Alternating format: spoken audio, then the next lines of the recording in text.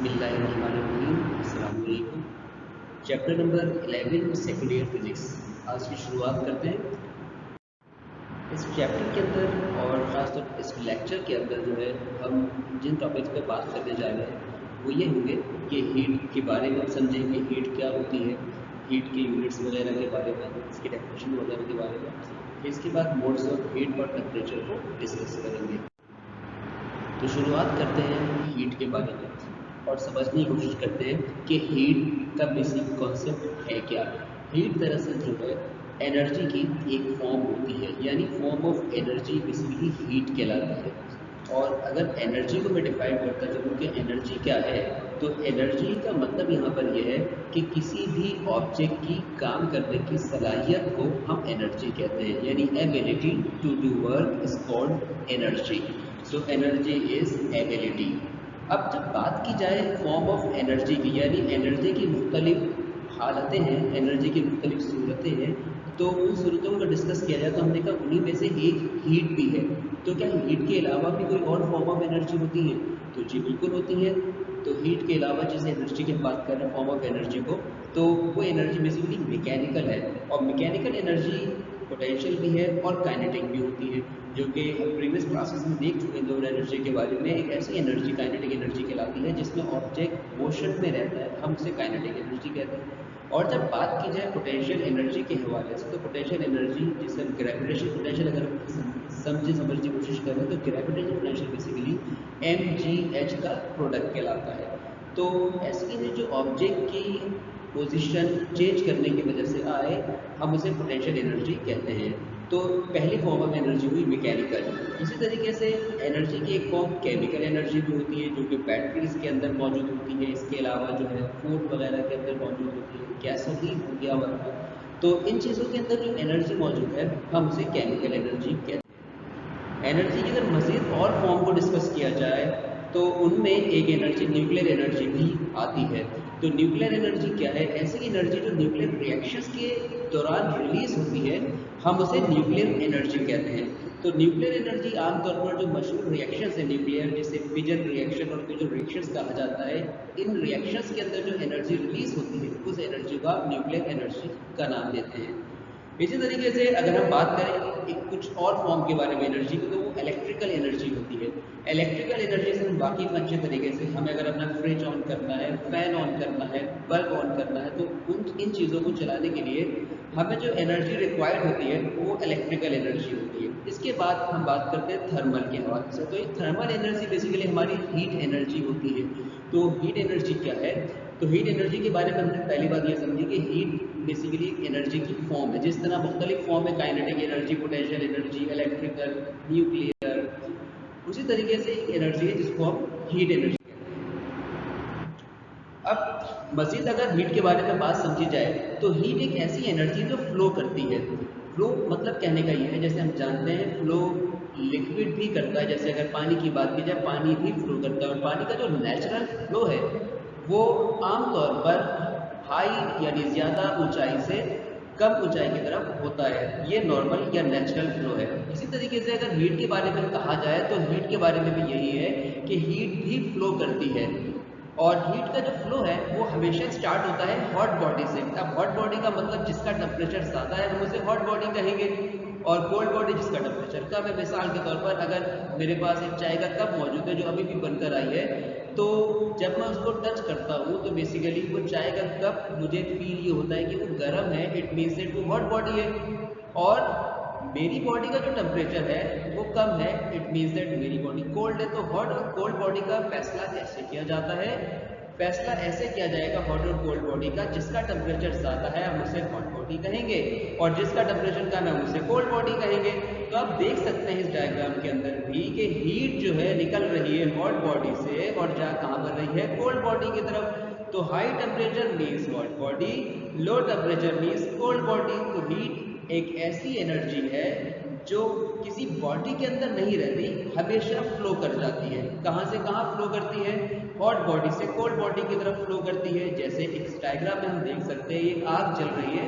आमतौर पर सर्दियों में हम जब सर्दी महसूस करते हैं तो हाथों को सेकने के लिए हम अपने हाथ आग से ज़्यादा दूर रखते हैं। तो तो आग से जो हीट है वो हमारे हाथों तक पहुंचती है। तो बेसिकली इस डायग्राम के अंदर जो आग है वो हॉट बॉडी है, जो हमारे हाथ है वो कोल्ड बॉडी है। तो इन दोनों ऑब्जेक्ट के दरमियान, आग और हाथों के दरमियान एक एनर्जी फ्लो कर रही है, और जो एनर्जी फ्लो कर रही है उस एनर्जी को हम क्या नाम दे चुके हैं? हीट का नाम दे चुके हैं। तो what is heat? A form of energy that is flow from hot body to cold body, यानी आग से हीट जा रही है हाथों की तरफ, यानी वार्मर से हीट जा रही है कूलर की तरफ। इसी तरह अगर और एग्जांपल देखी जाए हीट के फ्लो की, तो हीट जो है फ्लो करती है सूरज से जमीन की तरफ, यानी सूरज हो गया हॉट बॉडी और जमीन हो गई कोल्ड बॉडी। तो सूरज से हीट निकल के कहां पर आती है? जमीन की तरफ आती है। अब बात करते हैं थर्मल इक्विलिब्रियम के हवाले से कि थर्मल इक्विलिब्रियम क्या है।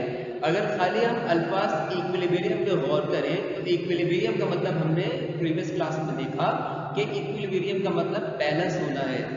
अब यहाँ पर बैलेंस होने से मुराद क्या है? प्रीवियस क्लास में बैलेंस होने का मतलब तो ये होता था कि तमाम के तमाम फोर्सेस एक दूसरे के इक्वल होनी चाहिए, राइट की फोर्सेस लेफ्ट के इक्वल होनी चाहिए, अपवर्ड फोर्सेस डाउनवर्ड के इक्वल होनी चाहिए, ये इक्विलिब्रियम था।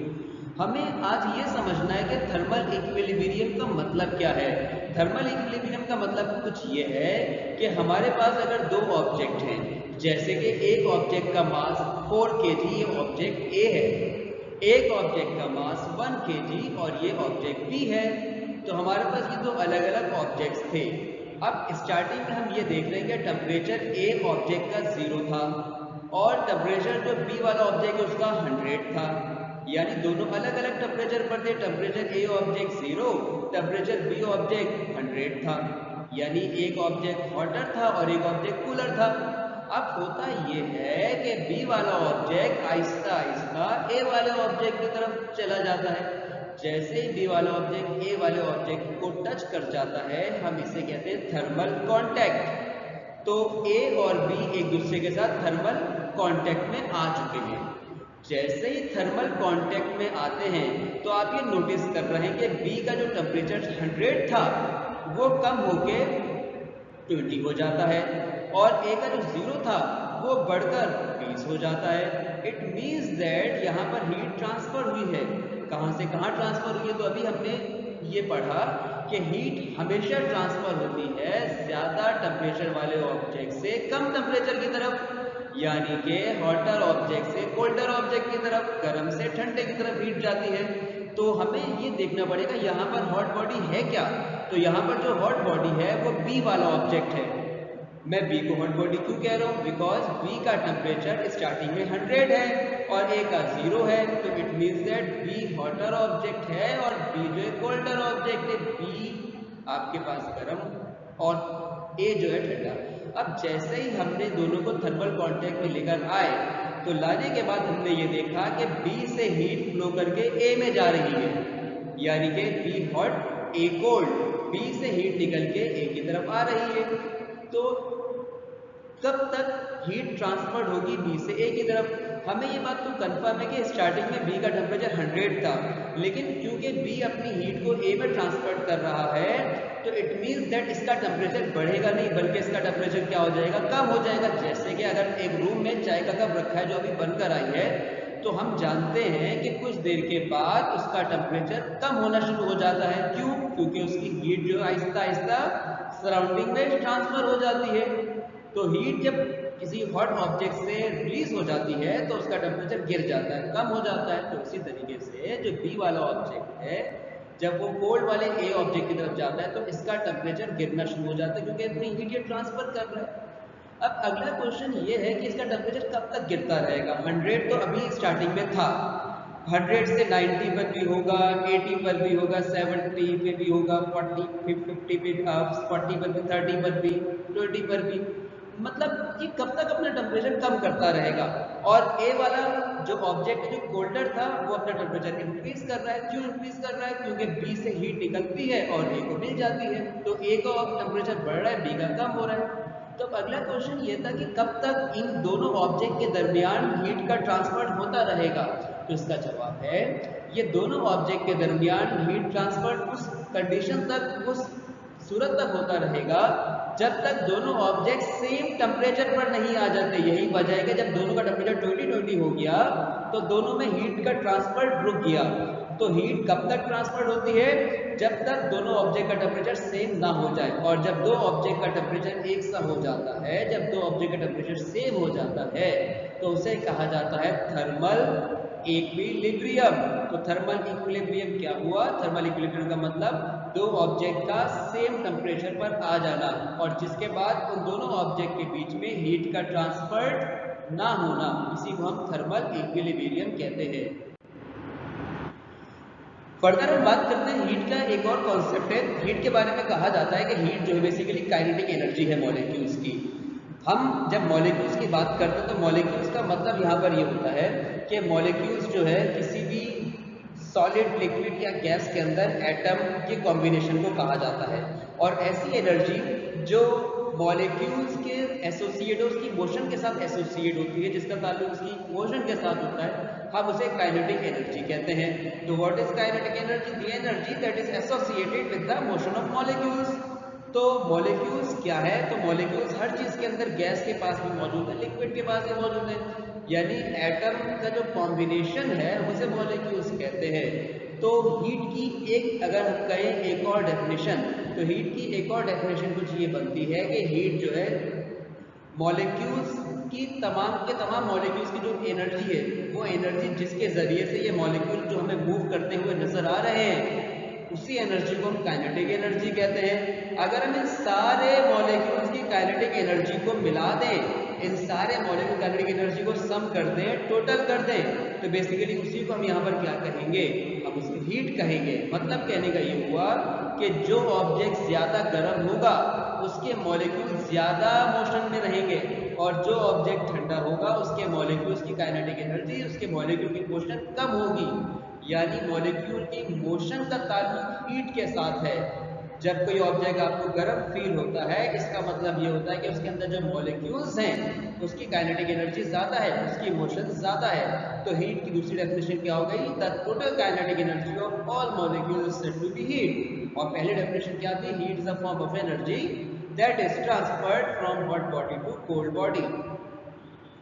अब अगर बात की जाए हीट के हवाले से कि इसका यूनिट क्या होता है, हीट एक फिजिकल क्वांटिटी, हम इससे वाकिफ हैं। और हीट का जो यूनिट होता है, हीट एनर्जी की फॉर्म है। एनर्जी काइनेटिक भी हो सकती है, पोटेंशियल भी, इलेक्ट्रिकल भी, केमिकल भी, बहुत सारी एनर्जी थी। एनर्जी कोई भी हो, हम एनर्जी को जो मेजर करते हैं उसका यूनिट होता है जूल। तो SI means system international unit जो होता है हीट का, वो जूल होता है। हम किसी भी तरह की एनर्जी को अगर मेजर करना चाहें तो उसके लिए यूनिट क्या प्रेस्क्राइब करते हैं? जूल। किस सिस्टम के अंदर? सिस्टम इंटरनेशनल के अंदर हीट का यूनिट जूल होता है। अब बात अगर की जाए हीट के ट्रांसफर के हवाले से, क्योंकि अभी हमने बात की थी हीट एक एनर्जी है जो ट्रांसफर्ड होती है हॉट बॉडी से कोल्ड बॉडी की तरफ। तो अब इस स्लाइड के अंदर हम डिस्कस ये करने जा रहे हैं कि कौन कौन से मेथड हैं जिसके अंदर हीट जो है ट्रांसफर्ड हो सकती है। तो हीट जो एनर्जी है ये ट्रांसफर्ड होती है तीन तरीकों से। एक तरीके को कहा जाता है conduction. Heat energy can be transferred from hot body to cold body by first method, which is called conduction. The second method is called convection and the last method is called radiation. तो heat energy को अगर मैं कहता हूँ कि एक object से दूसरे ऑब्जेक्ट में हीट जा रही है, तो हीट को ट्रांसफर करने के लिए इन तीनों में से डेफिनेटली कोई एक मेथड लास्टली अप्लाई होता है, या तो कंडक्शन का, या तो कन्वेक्शन का, या तो रेडिएशन का। तो आइए समझते हैं इन तीनों मेथड में फर्क क्या है, ये तीनों मेथड हैं क्या। तो शुरुआत करेंगे हम फर्स्ट मेथड से, जिसका नाम है कंडक्शन। कि कंडक्शन मेथड क्या है? कंडक्शन एक ऐसा मेथड होता है जिसके अंदर हीट एनर्जी जब ट्रांसफर की जाती है तो वो ऑब्जेक्ट हमारे पास सॉलिड होता है।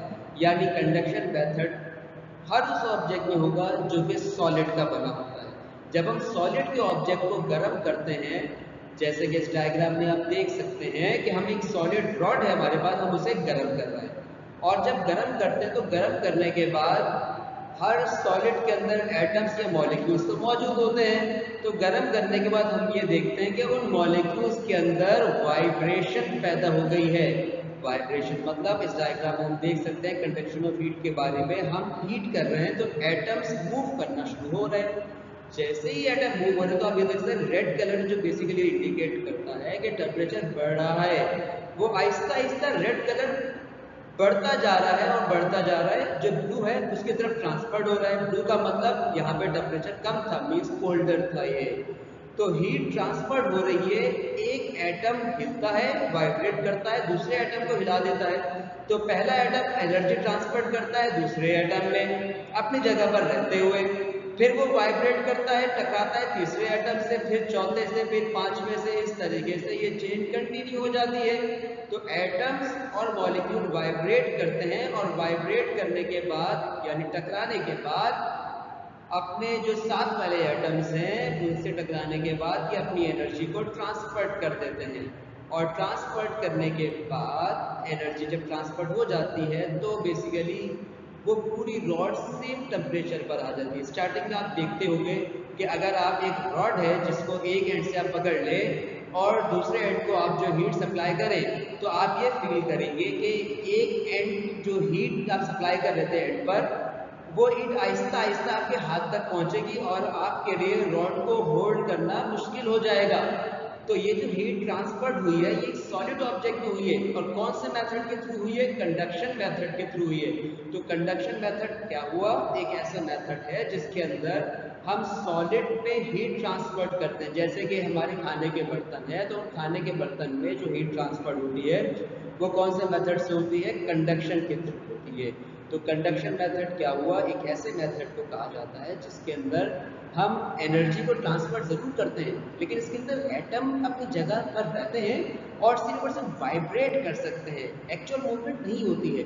तो विदाउट एक्चुअल मूवमेंट अगर मैं आपसे बात करूं तो without actual movement heat reach यानी पहुंच जाती है एक पार्ट से दूसरे पार्ट में आहिस्ता आहिस्ता से। यही वजह है कि हम जब कोई बर्तन रखते हैं गर्म करने के लिए तो आहिस्ता आहिस्ता पूरा गर्म होना शुरू हो जाता है। ये जो बर्तन के अंदर हीट फैल रही है, जो रॉड के अंदर हीट फैल रही है, इसी मेथड को नाम किया जाता है कंडक्शन का।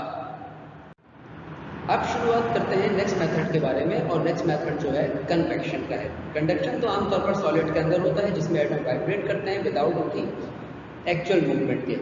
जब हम बात करते हैं कन्वेक्शन के हवाले से तो कन्वेक्शन मेथड के अंदर होता यह है कि कन्वेक्शन जो है आमतौर पर मॉलिक्यूल की मूवमेंट को कहा जाता है, लेकिन यहाँ पर जो मॉलिक्यूल की मूवमेंट है वो फ्लूइड के अंदर होती है। The convection is the movement that transfer heat with in the fluid. Conduction होता है सॉलिड के अंदर। जब कन्वेक्शन की बात की जाए तो कन्वेक्शन लिक्विड या गैसेस के अंदर होता है, फ्लूइड्स के अंदर होता है और ये एक्चुअल मूवमेंट होती है। एक्चुअल मूवमेंट का मतलब यहाँ पर एटम से वाइब्रेट नहीं करेगा, यहाँ पे एटम अपनी जगह से मूव के किसी और जगह पर जा सकता है, जबकि कंडक्शन के अंदर ये ऑप्शन मौजूद नहीं था। इस डायग्राम में गौर करें तो हम जो है पानी को गर्म कर रहे हैं, तो पानी जब गर्म हो रहा है तो नीचे हीट तो जाहिर सी बात है नीचे मॉलिक्यूल्स को मिल रही है, बॉटम के मॉलिक्यूल्स को मिल रही है, ऊपर तो हीट नहीं पहुंच रही। तो होगा ये, जब नीचे के मॉलिक्यूल्स गर्म हो जाएंगे तो गर्म होने के बाद ये मॉलिक्यूल मूव कर जाएंगे ऊपर की तरफ और ऊपर के मॉलिक्यूल आ जाएंगे नीचे की तरफ। तो इट मीन्स दैट यहाँ पर गर्म जो मॉलिक्यूल्स जो जिनकी एनर्जी ज़्यादा हो गई थी वो मॉलिक्यूल कहाँ पहुँच गए? ऊपर ट्रांसफर, और नीचे के ऊपर के मॉलिक्यूल नीचे आ गए। ये जो मेथड है जिसके अंदर मॉलिक्यूल सर्कुलर मूव कर रहे हैं, इस मेथड को हम कन्वेक्शन का नाम दे रहे हैं। तो कन्वेक्शन बेसिकली क्या है? Moves in a circular pattern, यानी पहले गर्म होंगे मॉलिक्यूल्स नीचे के बॉटम के, फिर चले जाएंगे टॉप पर और टॉप के मॉलिक्यूल कहाँ पर आ जाएंगे? बॉटम पर। और ये मेथड कहलाएगा कन्वेक्शन का मेथड। रेडिएशन के बारे में डिस्कस करते हैं। ये रेडिएशन हीट ट्रांसफर का थर्ड मेथड है। फर्स्ट मेथड कंडक्शन था जो डिस्कस कर लिया हमने, सॉलिड के अंदर होता है। सेकेंड मेथड रेडिएशन था, इसके बारे में हमने ये देखा कि रेडिएशन कन्वेक्शन जो है लिक्विड और गैसेस के अंदर होता है। तो रेडिएशन मेथड में क्या डिफरेंस है? सॉलिड भी हो गया डिस्कस, लिक्विड भी हो गया, गैस भी हो गया। फिर रेडिएशन में फ़र्क क्या है? रेडिएशन की दरअसल एक एनर्जी ट्रांसफर्ड है और ये एनर्जी ट्रांसफर्ड वेव के जरिए होती है। क्या मतलब वेव्स के जरिए होती है? हमने एटम वाइब्रेशन पढ़ लिया कंडक्शन के अंदर, हमने ये पढ़ लिया कि मॉलिक्यूल जो नीचे से ऊपर की तरफ मूव कर जाता है, ये कन्वेक्शन में हो रहा था। अब हम अगर कन्वेक्शन की एक और मिसाल देखें तो कन्वेक्शन हमारे घरों में जो वेंटिलेटर्स लगे होते हैं, रोशनदान होते हैं, उसमें भी तो यही होता है कि बाहर की जो अंदर की जो गर्म हवा है वो बाहर चली जाती है और बाहर की ताज़ा हवा अंदर आ जाती है। तो इट मीन्स दैट वहाँ पर कन्वेक्शन हो रहा है। तो रेडिएशन की मिसालें क्या है? रेडिएशन के बारे में हमने ये बात तो पढ़ ली कि रेडिएशन एनर्जी के ट्रांसपोर्ट का नाम है, लेकिन ये ट्रांसपोर्ट वेव के जरिए होता है। अब वेव्स की मुख्तलिफ किस्में हैं, हम कौन सी वेव के बारे में बात कर रहे हैं? हम बात कर रहे हैं ऐसी वेव के बारे में जिनको ट्रैवल करने के लिए मीडियम रिक्वायर्ड नहीं होता। जी बिल्कुल। और ऐसी वेव जो बिना मीडियम के ट्रैवल कर जाएं, उन वेव को कहा जाता है इलेक्ट्रोमैग्नेटिक वेव्स। इलेक्ट्रोमैग्नेटिक वेव्स, तो इलेक्ट्रोमैग्नेटिक वेव्स एक ऐसी वेव्स हैं जिनको ट्रैवल करने के लिए सॉलिड, लिक्विड या गैस मीडियम रिक्वायर्ड नहीं होता, ये विदाउट मीडियम ट्रैवल करती हैं और इनकी स्पीड जो है बहुत ज़्यादा होती है। कितनी ज़्यादा? तो हम जानते हैं इलेक्ट्रोमैग्नेटिक वेव्स की जो स्पीड होती है ये लाइट की स्पीड यानी रोशनी की रफ्तार से ट्रैवल करती है और रोशनी की जो रफ्तार है ये ज़्यादा होती है। कितनी ज़्यादा होती है? ये होती है 3 × 10⁸ मीटर पर सेकेंड, ये रोशनी की रफ्तार है। तो इसका मतलब ये मेथड फिर हो कहाँ रहा है जिसमें इलेक्ट्रोमैग्नेटिक वेव्स हीट को ट्रांसफर करवा रही है? तो ये मेथड होता है सूरज और ज़मीन के। सूरज की जो हीट है वो ज़मीन तक आ रही है, हम इससे वाकिफ़ हैं। तो ये हीट कैसे आई? क्या सूरज और ज़मीन के बीच में कोई सॉलिड कांटेक्ट है जिसके थ्रू हीट आ रही है? हम जानते हैं ऐसा नहीं है। क्या कोई लिक्विड या गैस का कांटेक्ट है? हम जानते हैं ये भी नहीं है। फिर भी सॉलिड सूरज से हीट ज़मीन तक पहुंच रही है without any physical contact, without any medium, solid, liquid और गैस। ये हो कैसे रहा है? तो ये वो कुछ ऐसे रहा है कि सूरज जो है इलेक्ट्रोमैग्नेटिक वेव्स के थ्रू अपनी हीट एनर्जी को कहाँ पे ट्रांसफर करता है? ज़मीन पर। और ये मेथड कहलाता है रेडिएशन मेथड। तो रेडिएशन मेथड के अंदर हमें किसी किस्म का मटेरियल रिक्वायर्ड नहीं है। We don't want solid, liquid और gas material. In this kind of transfer of heat, we need only waves. Which kind of waves we are talking about? We are talking about electromagnetic waves. In this kind of method, heat is transferred by waves. और इन waves को हम क्या कहते हैं? हम इन waves को radiations का नाम देते हैं। तो रेडिएशन मेथड बाकी दो मेथड से मुख्तलिफ हुआ। कंडक्शन और कन्वेक्शन मेथड सॉलिड, लिक्विड और गैसेस में पाए जाते हैं, जबकि रेडिएशन मेथड सूरज और ज़मीन के दरमियान होता है, जिसमें हीट जो ट्रांसफर होती है वो इलेक्ट्रोमैग्नेटिक वेव्स के जरिए होती है। ये तीन मेथड हमने डिस्कस किए जिसमें हीट हॉट बॉडी से कोल्ड बॉडी की तरफ जाती है। अब डिस्कस करते हैं नेक्स्ट कॉन्सेप्ट के बारे में जिसका नाम है टेम्परेचर। टेम्परेचर क्या है? तो टेम्परेचर की शुरुआत करते हैं। टेम्परेचर बेसिकली कहलाता है डिग्री ऑफ हॉटनेस या degree of coldness. Degree of hotness और डिग्री ऑफ कोल्डनेस का मतलब क्या है? हम जानते हैं, जैसे इस डायग्राम में देख सकते हैं आप कि आप इस डायग्राम में बॉइलिंग वाटर रखा हुआ है, एक ग्लास ऑफ आइस रखी हुई है। तो हम अगर टच करते हैं तो टच करने के बाद हमें बॉइलिंग वाटर डेफिनेटली गर्म फील होता है। कोल्ड ग्लास ऑफ आइस की अगर मैं बात करूँ तो ये ठंडी फील होती है। तो किसी ऑब्जेक्ट को टच करने के बाद ये एहसास हो जाना कि वो ऑब्जेक्ट गर्म है या ठंडा है, इसी चीज़ को डिग्री ऑफ हॉटनेस या डिग्री ऑफ कोल्डनेस कहते हैं और ये टेम्परेचर कहलाता है। मिसाल के तौर पर अगर आपको फीवर है तो आप एक रफ मेथड के थ्रू अपना फीवर चेक करते हैं। आप अपने फॉरहेड पर जो है हाथ रखते हैं और आपको ये पता लग जाता है कि आपको बुखार है या नहीं। तो टेम्परेचर इसी चीज़ का नाम है। टेम्परेचर क्या है? किसी भी ऑब्जेक्ट के अंदर ये देखना कि वो गर्म है या ठंडा है, डिग्री ऑफ हॉटनेस या डिग्री ऑफ कोल्डनेस को हम उस चीज़ का टेम्परेचर मानते हैं। इस डायग्राम में भी हमें यही बात समझाई जा रही है कि गर्म ऑब्जेक्ट यानी डिग्री ऑफ हॉटनेस की रिप्रेजेंट कर रहा है और हम जैसे ही ऑब्जेक्ट को मूव करते हैं कोल्डर की तरफ तो वो ठंडा फील करता है, तो ये डिग्री ऑफ कोल्डनेस कहलाती है। तो कोई ऑब्जेक्ट कितना गर्म है, कोई ऑब्जेक्ट कितना ठंडा है, इस चीज़ को अगर मेजर करें तो इसी चीज़ को हम यहाँ पर टेम्परेचर का नाम देते हैं। टेम्परेचर के बारे में एक और अगर बाद में आपसे कहूँ तो टेम्परेचर दरअसल काइनेटिक एनर्जी ऑफ मॉलिक्यूल्स को कहा जाता है। मतलब अभी हमने कहा था हीट को काइनेटिक एनर्जी मॉलिक्यूल्स कहा जाता है, अभी हम टेम्परेचर के बारे में यही बात कर रहे हैं। मतलब कहने का ये हुआ कि काइनेटिक एनर्जी मतलब energy associate with the motion. Object के अंदर जो मॉलिक्यूल्स हैं उनकी जो एनर्जी है जिससे मूव करते हैं वो काइनेटिक एनर्जी कहलाती है। अगर उन मॉलिक्यूल्स की काइनेटिक एनर्जी का एवरेज कर लिया जाए तो अब उस एवरेज काइनेटिक एनर्जी को टेम्परेचर का नाम देते हैं। तो हीट टोटल काइनेटिक एनर्जी को कहा जाता है और temperature basically average kinetic energy को कहा जाता है। अगर किसी ऑब्जेक्ट का टेम्परेचर ज़्यादा है, इट मीन्स दैट उसकी एवरेज काइनेटिक एनर्जी ज़्यादा, उसके मॉलिक्यूल ज़्यादा तेज मूव कर रहे हैं। और किसी ऑब्जेक्ट का टेम्परेचर कम है, इट मीन्स दैट उसके मॉलिक्यूल कम मूव कर रहा है, उनके अंदर मोशन कम है। अब डिस्कस अगर किया जाए कि टेम्परेचर का यूनिट क्या है, तो टेम्परेचर का जो यूनिट होता है, टेम्परेचर का यूनिट केल्विन होता है। तो ऐसा unit of temperature is kelvin. Temperature की और भी यूनिट है, जैसे कि हम टेम्परेचर को आमतौर पर सेंटीग्रेड में भी नापते हैं और फ़ारेनहाइट में भी नापते हैं। लेकिन अगर मैं बात करूँ सिस्टम इंटरनेशनल के अकॉर्डिंग, तो सिस्टम इंटरनेशनल के अकॉर्डिंग इसका यूनिट क्या होता है, केल्विन होता है। तो हम इस लेक्चर को यहीं पर वाइंड अप करने जा रहे हैं। हम इस लेक्चर के अंदर ये पढ़ चुके हैं कि हीट क्या है। इसके अलावा हमने पढ़ा कि हीट को ट्रांसफर करने के लिए कौन कौन से मेथड रिक्वायर्ड है, और आखिरी में हमने टेम्परेचर के बारे में डिस्कशन किया। इंशाल्लाह आपसे नेक्स्ट लेक्चर के अंदर मुलाकात होगी।